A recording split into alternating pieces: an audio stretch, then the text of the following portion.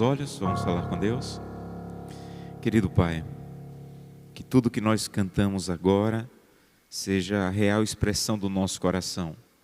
O desejo de estar bem junto a Cristo, de ouvir a Tua palavra e de ter a certeza de que a Tua presença, o Teu Santo Espírito está conosco. Que todos os que estamos aqui, os que estão nos assistindo, possam sentir claramente que Deus tem um recado para a nossa vida hoje. É o que te pedimos em nome de Jesus. Amém. Abra sua Bíblia no livro de Malaquias, capítulo 4. Malaquias, capítulo 4. Um bom dia a todos. Espero que a presença e a paz de Deus esteja com você hoje. Um bom dia também aos que estão nos assistindo. Que a presença de Deus cuide, ampare, proteja você nesse dia. E que a palavra de Deus agora aberta possa alcançar e atender às suas necessidades e falar ao seu coração. A partir de hoje, já estamos aí na metade dos 10 dias de oração, os temas da revista, eles irão girar mais em torno das profecias. Eu não sei se cheguei a mencionar para vocês, mas a revista dos 10 dias de oração, ela está fundamentada nos primeiros 24 capítulos do livro Grande Conflito. A igreja tem um projeto muito bonito de entregar esse livro em todo o planeta, esse ano e o próximo ano. Então nós chamamos de livro missionário, é um livro que nós levamos para as famílias. E nós não podemos levar alguma coisa que não conhecemos, então nós estamos sendo convidados a conhecer mais esse livro, ler o livro Grande Conflito, para entregarmos esse livro nesses próximos 2 anos. Esse é um projeto que a igreja tem para todos os países, todos os lugares do mundo, e nós estaremos envolvidos aqui na América do Sul. E o tema de hoje, até o último dia dos 10 dias de oração, estão voltados para alguns aspectos proféticos das nossas crenças e da nossa vivência. E vamos começar hoje com Malaquias capítulo 4. Vamos ver os versículos 5 e 6, os 2 últimos versículos do Antigo Testamento, que diz assim: Eis que eu vos enviarei o profeta Elias, antes que venha o grande e terrível dia do Senhor. Ele converterá o coração dos pais aos filhos e o coração dos filhos a seus pais, para que eu não venha e fira a terra com maldição. Biblicamente, nós nunca enfrentamos ou estamos a ponto de enfrentar as maiores crises da história da humanidade. Profeticamente, é isso que nos aguarda. E quando nós vemos qualquer crise da história da humanidade, a maneira de Deus de lidar com crises é levantar pessoas cheias da presença de Deus para enfrentar essas crises. Qualquer crise da história da humanidade, o agir de Deus é levantar pessoas cheias da presença dEle, pessoas reavivadas para enfrentar essas crises. Uma das maiores crises da história da humanidade, a Bíblia chama de o dilúvio, quando o mundo seria destruído e Deus queria levantar alguém para pregar. E Deus não levanta um exército, Deus não levanta um povo, Deus levanta pessoas. Noé e sua família, para advertir o mundo do que viria.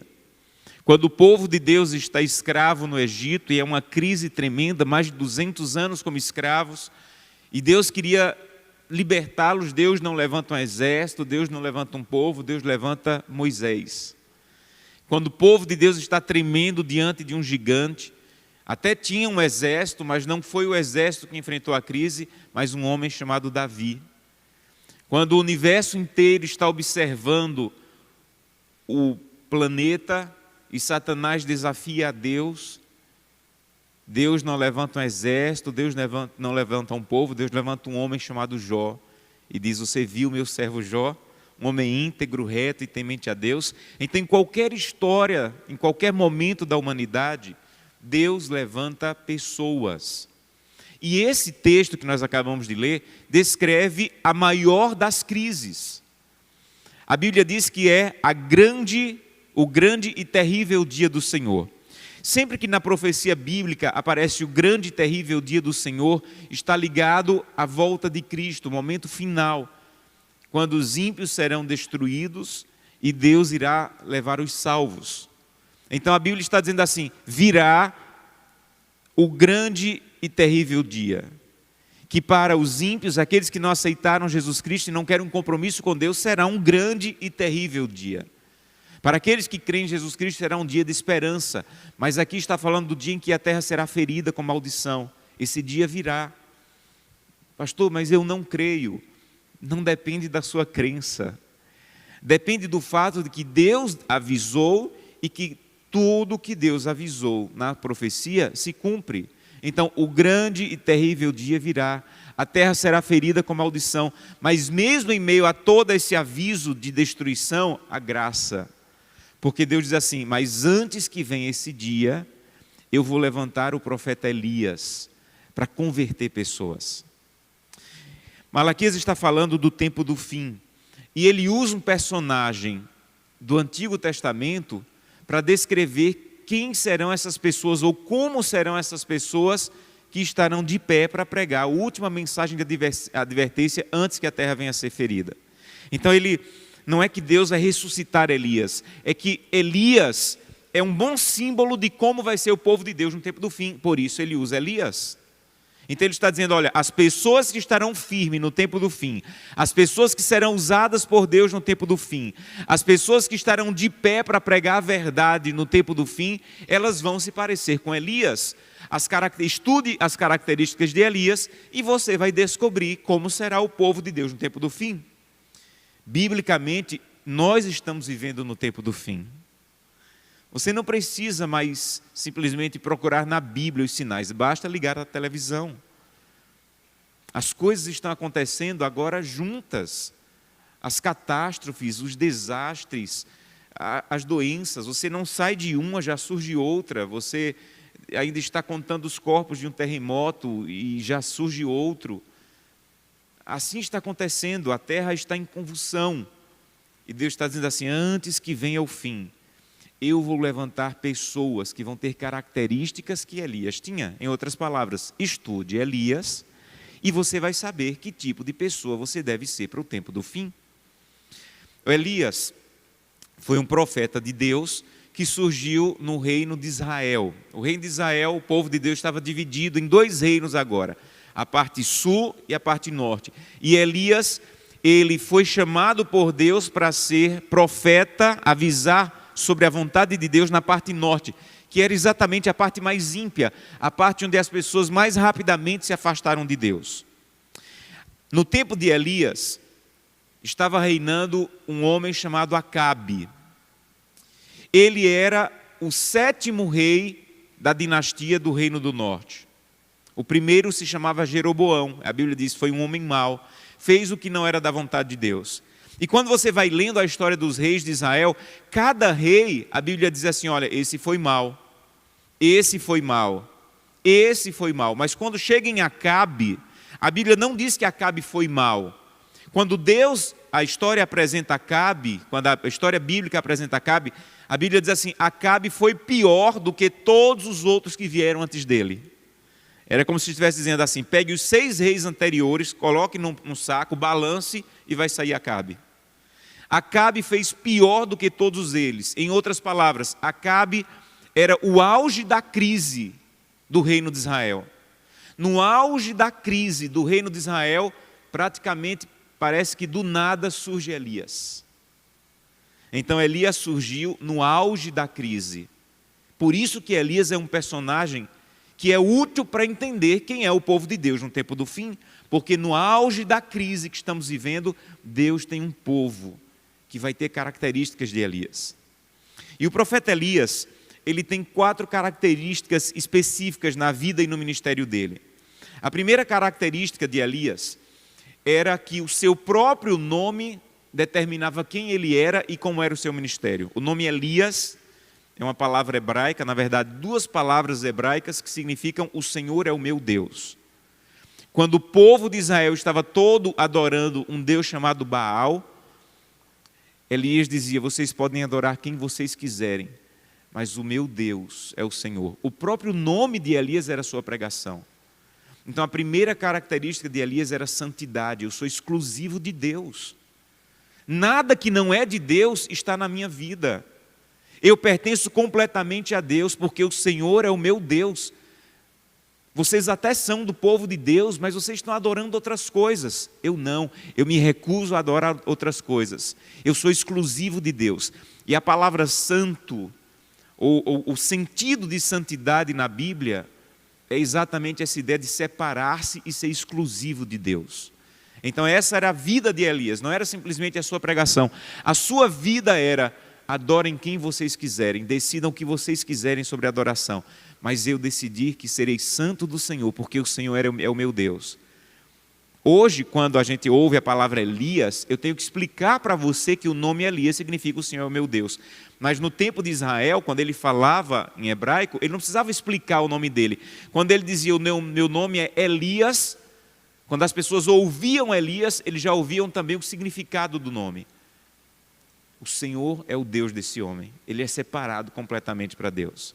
Então a primeira característica de Elias é santidade. A segunda característica de Elias é que ele foi chamado por Deus para combater 3 poderes do mal: Acabe, a esposa de Acabe, Jezabel, que era até no Apocalipse é o símbolo da impiedade, e os profetas de Baal. Então ele foi chamado para combater 3 poderes do mal: Acabe, Jezabel e os profetas de Baal. Segunda característica de Elias, ele tinha que combater os poderes do mal. Terceira característica de Elias, ele tinha uma mensagem distintiva. Elias não era um homem que pregava sobre muitas coisas.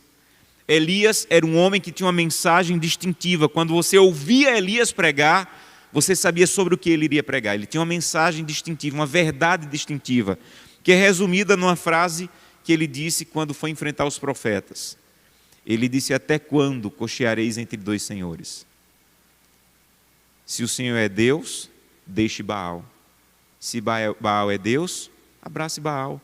Até quando vocês vão ficar divididos? Essa é a minha mensagem: decidam a quem vocês vão adorar. E a última característica de Elias é que quando ele terminou o ministério dele, ele não morreu. Ele foi levado vivo em uma carruagem de fogo para o céu. Então essas são as características de Elias.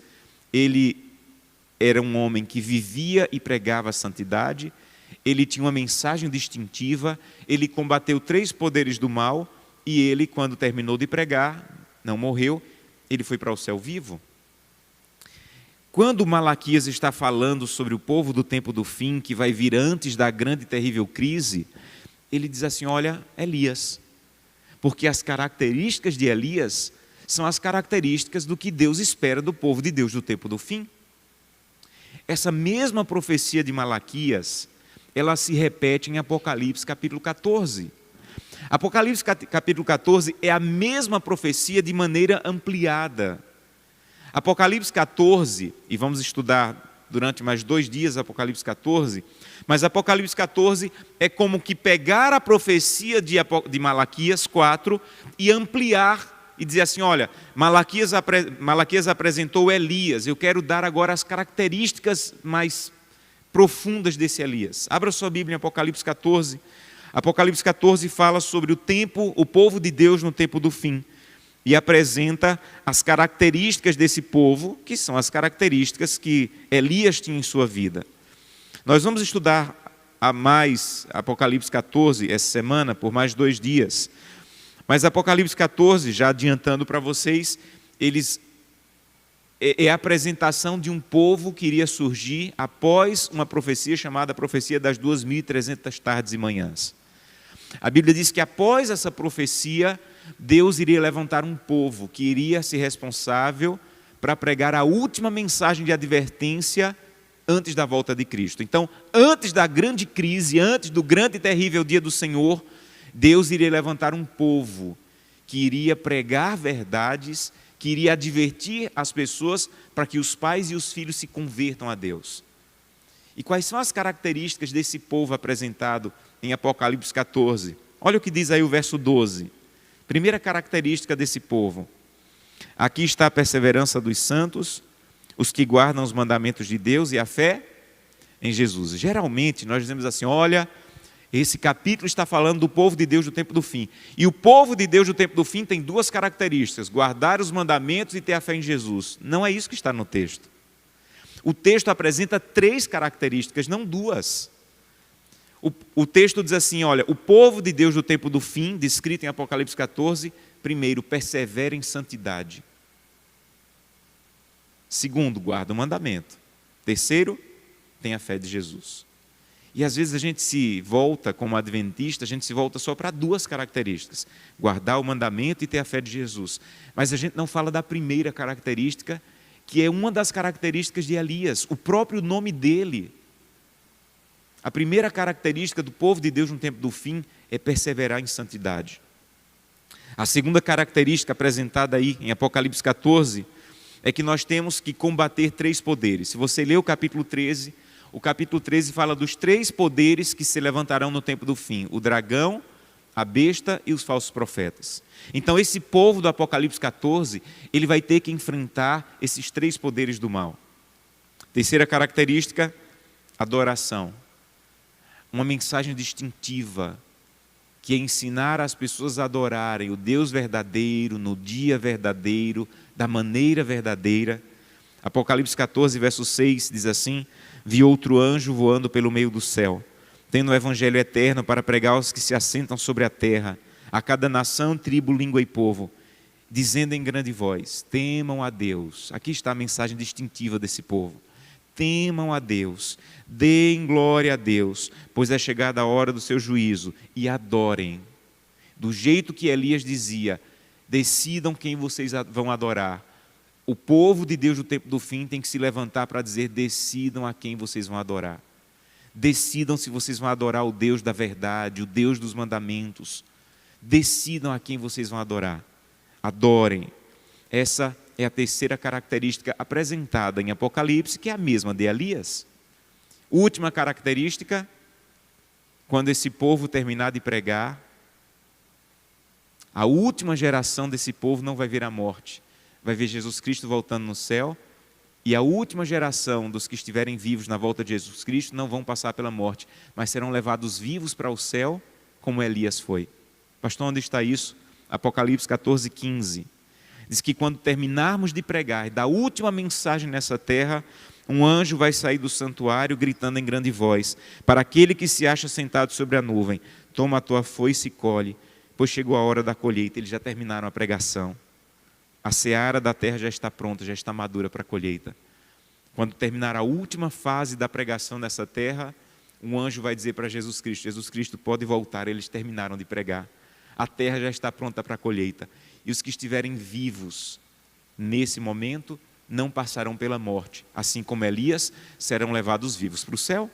Você entende agora porque Elias é um personagem tão ideal usado por Malaquias?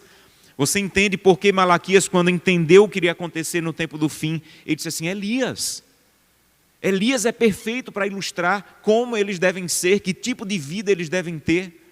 E Apocalipse, quando retoma o mesmo tema de Malaquias, ele pega exatamente as 4 características: santidade, combater os poderes do mal,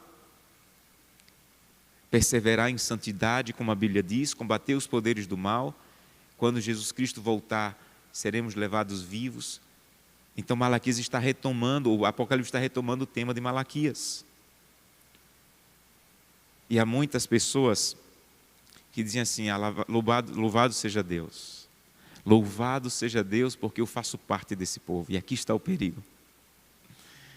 O perigo é acharmos que estar na igreja, que na profecia é a igreja remanescente, automaticamente me torna um remanescente. Há pessoas que dizem: pastor, a igreja é a arca e eu estou na igreja. A igreja só é a arca se você for Noé. Um homem ou uma mulher justo, íntegro, temente a Deus e que se desvia do mal. Não há salvação automática em fazer parte da igreja. O que Apocalipse está dizendo, o que Malaquias está dizendo não é fazer parte da igreja remanescente, é ter as características de um remanescente. Não é simplesmente fazer parte do povo remanescente, é ser um remanescente. E para ser um remanescente, você tem que ter mais do que uma placa de igreja na tua biografia. Para ser um remanescente, você tem que ter mais do que uma inscrição num livro da igreja remanescente. Você tem que ter as características de um remanescente, porque quando Deus quer enfrentar uma crise, Deus levanta pessoas remanescentes. Então nós corremos um perigo, como adventistas do sétimo dia. É o perigo de achar que por fazermos parte do povo que a profecia bíblica diz que foi levantado por Deus no momento exato da profecia como povo remanescente, já estamos garantidos. E não há garantia em fazer parte de um povo se você não tem as características que esse povo deve ter. E a primeira característica que um remanescente deve ter é andar em santidade. Há um autor chamado A.W. Tozer, que ele diz que a maior tragédia do cristianismo são santos sem santidade. A maior tragédia do cristianismo são santos sem santidade.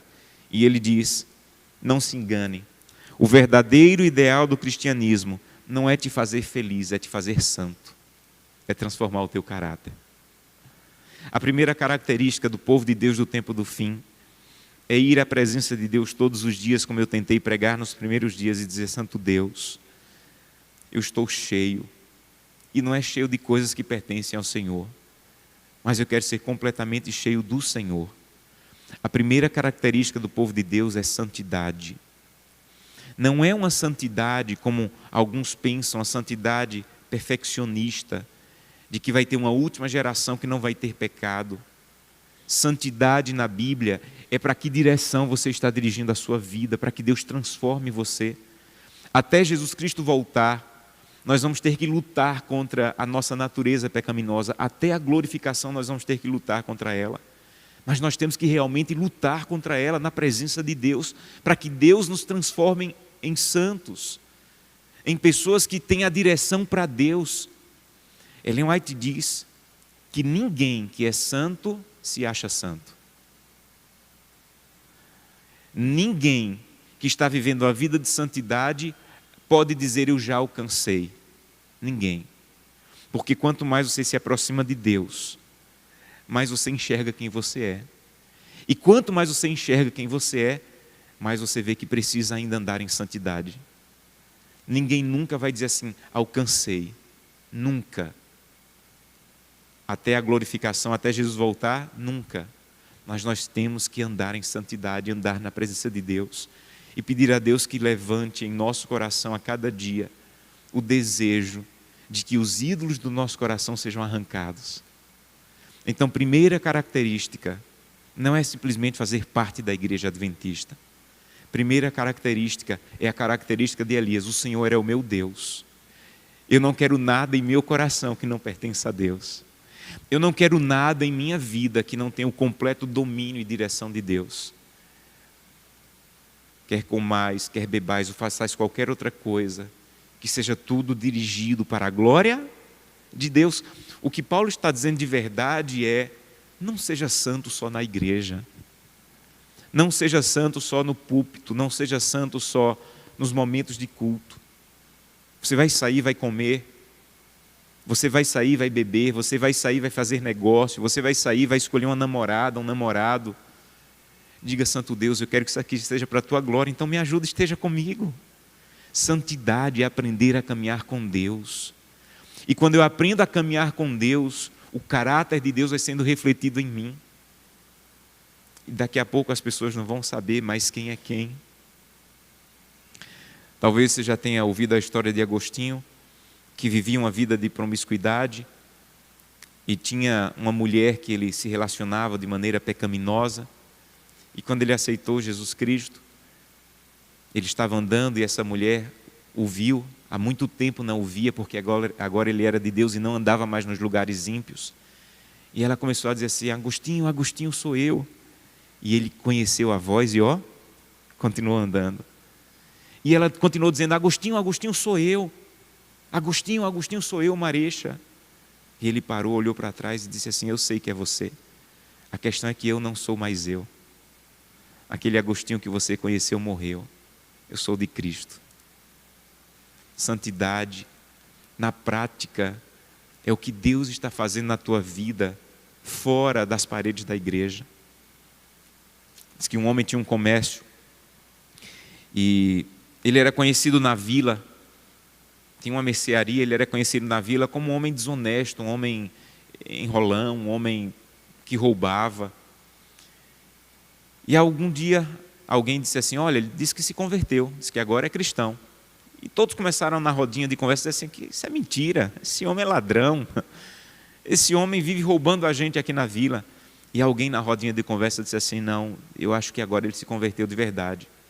Porque faz 5 anos que eu compro queijo lá na mercearia dele, e hoje foi a primeira vez que eu fui comprar queijo, e o queijo de 1 quilo tinha 1 quilo de verdade.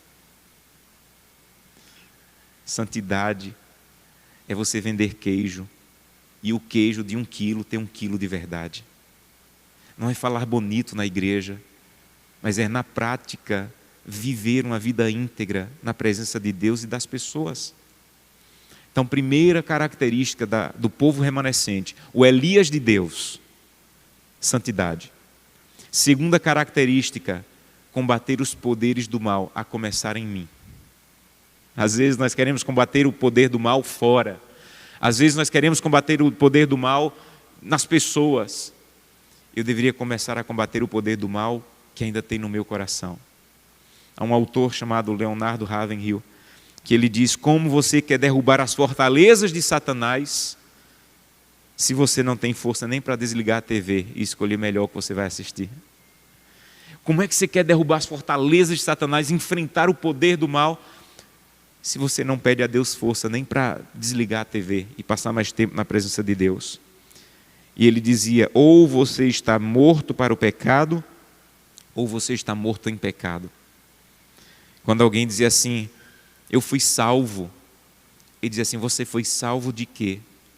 Você foi salvo da amargura, da ira, da inveja.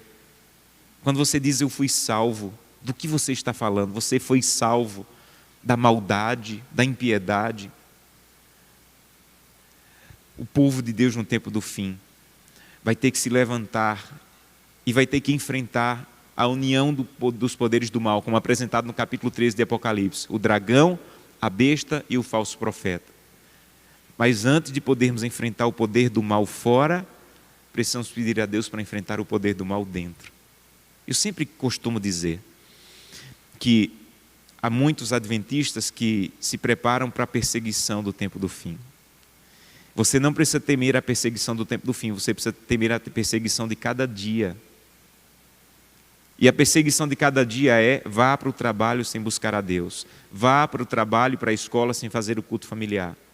Essa é a primeira perseguição do dia. E se você está tropeçando nessa perseguição, Satanás não vai precisar perseguir você lá na frente, porque ele já está derrubando você agora. Então eu preciso combater os poderes do mal, não é um dia na perseguição, quando o dragão, a besta e o falso profeta se unirem. Eu preciso enfrentar o poder do mal hoje. Quando o inimigo diz, saia de casa sem orar, saia de casa sem ler a Bíblia. Terceira característica do povo remanescente, nós temos que pregar verdades distintivas. E aqui está uma coisa importante para você entender. O chamado da igreja adventista do sétimo dia não é simplesmente para converter pessoas. Eu dou estudo bíblico para algumas pessoas de outras denominações que são cristãos incríveis. E eu digo para eles, eu não quero converter você porque eu creio que você já está convertido, você aceitou Jesus Cristo.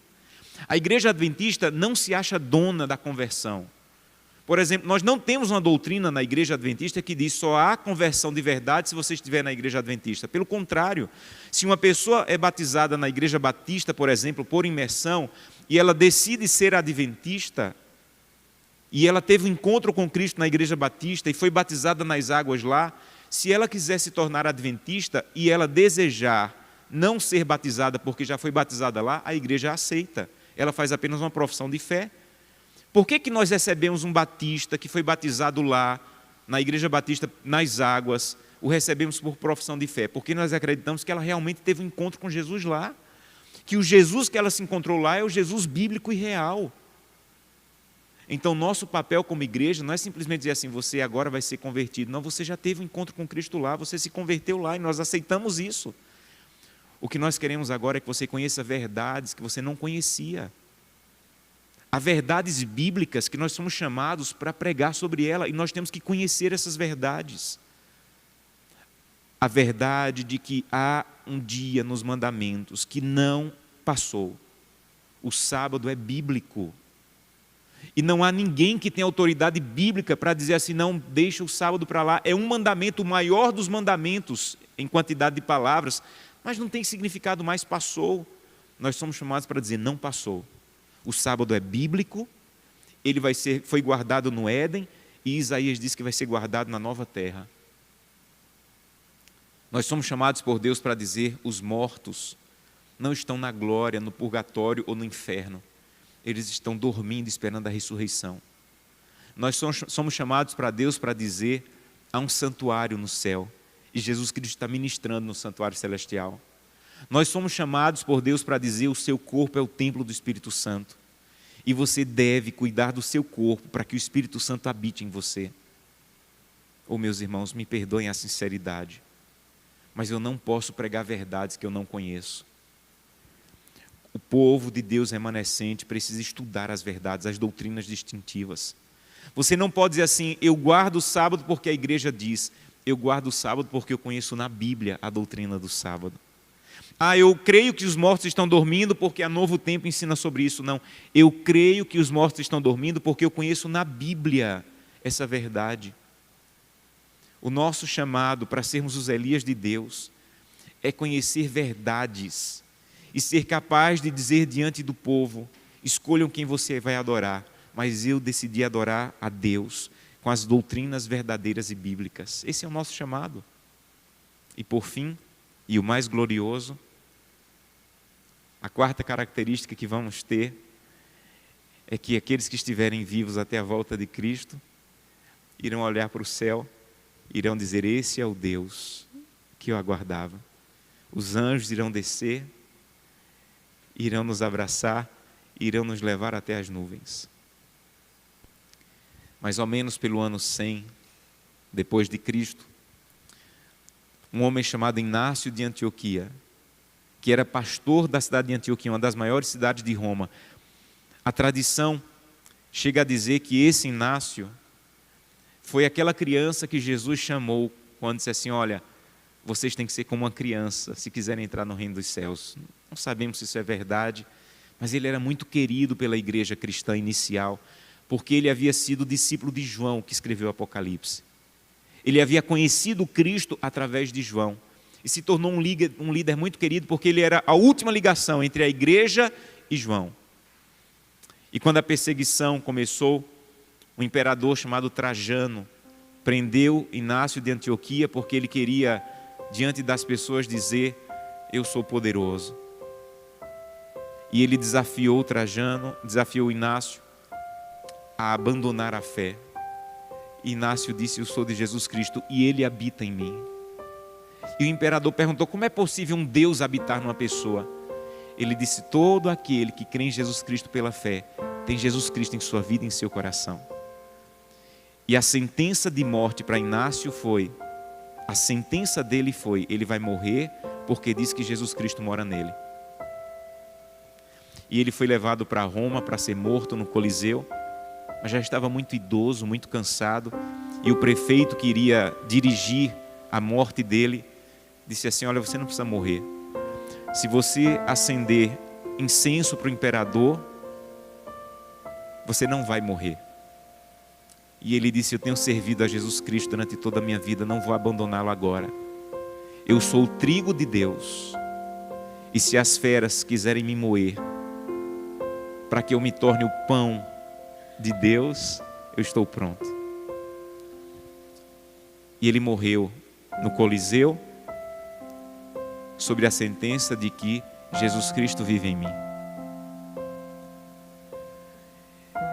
O chamado de Deus para o povo dos últimos dias não é simplesmente, como eu falei ontem, que você seja conhecido como o guardador do sábado. O chamado de Deus para o povo do tempo do fim é que você seja conhecido como aquele que está andando em santidade, que está pronto para combater os poderes do mal a partir de você, que conhece verdades distintivas, que está se preparando para ver Jesus Cristo nas nuvens e que pode dizer assim: Jesus Cristo vive em mim, porque eu estou andando com Ele. E que qualquer acusação que seja feita contra você esse é um cristão. Se quisermos pegar ele, temos que pegar do jeito que tentamos pegar Daniel, tentando colocar ele contra o Deus dele, e ele nunca vai se colocar contra o Deus dele. Nós vamos ouvir uma música nesse momento, enquanto a Melissa estiver cantando. Eu quero convidá-lo a dizer: Santo Deus, eu quero ser, não simplesmente da igreja remanescente, eu quero ser um remanescente. Feche seus olhos, converse um pouco com Deus enquanto estiver ouvindo essa música. Você que está em casa, se for possível, feche seus olhos e converse com Deus agora e peça a Deus: Santo Deus, eu quero ser um remanescente.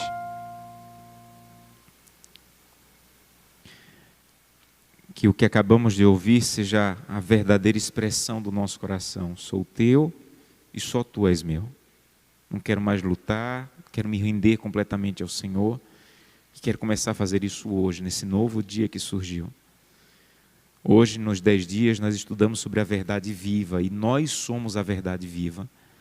Nós somos os Elias de Deus, que temos que nos levantar como povo remanescente para pregar a verdade, para viver em santidade, para combater os poderes do mal que estão tomando conta do mundo e para nos prepararmos para ver Jesus Cristo voltando nas nuvens. Nos dá um dia feliz na Tua presença, enche o nosso coração de Tua paz e Tua presença, é o que te pedimos, em nome de Jesus. Amém. Que Deus abençoe cada um de vocês.